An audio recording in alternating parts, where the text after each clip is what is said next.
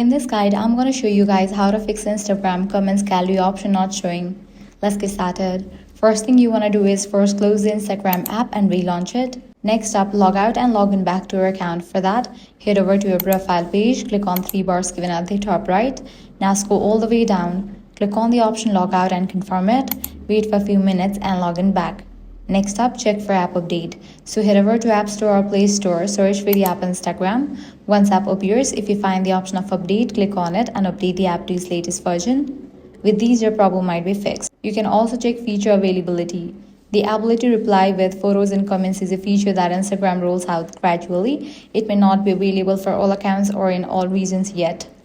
Next thing you want to do is switch to personal or professional account. In some cases, switching account types and switching back can refresh available features. Lastly, if your app is up to date and the option is still missing, Instagram may not have enabled the feature for your account yet. In that case, all you have to do is wait. And that's it. By following these steps, your problem will be resolved. If this guide helped you out, do not forget to like, share, and subscribe.